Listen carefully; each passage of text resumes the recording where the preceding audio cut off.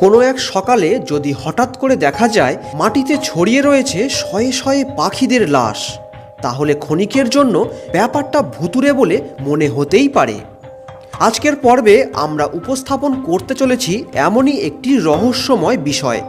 তবে শুরু করার আগে আপনাদের জানিয়ে রাখি, নিয়মিত এমন ভিডিও পেতে আমাদের চ্যানেলটিকে সাবস্ক্রাইব করে পাশের বেল আইকনটি প্রেস করে রাখতে পারেন। তো স্বাগত বন্ধুরা মায়ালোকের আরও একটি নতুন এপিসোডে। অসমের ডিমা হাসাও জেলার পার্বত্য উপত্যকায় অবস্থিত জাতিঙ্গা গ্রাম। এই গ্রামের সৌন্দর্য নজর কাড়তে বাধ্য, কিন্তু প্রতি বছর বর্ষার শেষ থেকে সেপ্টেম্বর এবং নভেম্বরের মাঝামাঝি সময়ে এখানে ঘটে এক রহস্যজনক কাণ্ড। হঠাৎ কোনো এক সকালে দেখা যাবে গ্রাম জুড়ে ছড়িয়ে রয়েছে পাখিদের মৃতদেহ। দেখলে মনে হতে পারে পাখিগুলো আত্মহত্যা করেছে। গ্রামবাসীরাও বুঝে উঠতে পারেন না রাতের অন্ধকারে এমন কি ঘটে যে এভাবে পাখিদের মৃত্যু হয়। কেউ কেউ বলেন এর পেছনে প্রেতাত্মাদের হাত রয়েছে।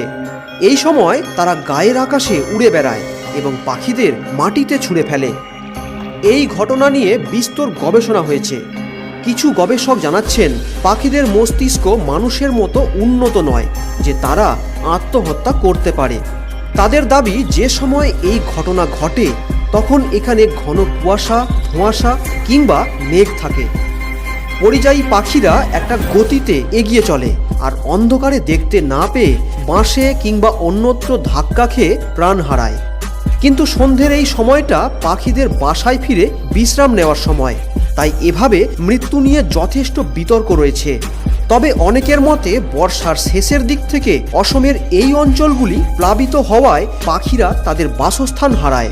ফলে তারা অন্যত্র পাড়ি দিতে গিয়ে রাতের অন্ধকারে বিভিন্ন আলোর উৎস যেমন মশাল কিংবা ওয়াচ টাওয়ারের ফ্ল্যাশ লাইটের আলো দেখে এরা বিক্ষিপ্ত আচরণ শুরু করে। তাদের চোখ যেন ধাঁধিয়ে যায়, অনেকটা মাতালদের মতো টলতে টলতে উড়তে থাকে আর সজোরে ধাক্কা মারে জাতিঙ্গার গাছপালা বা অন্য কিছুতে।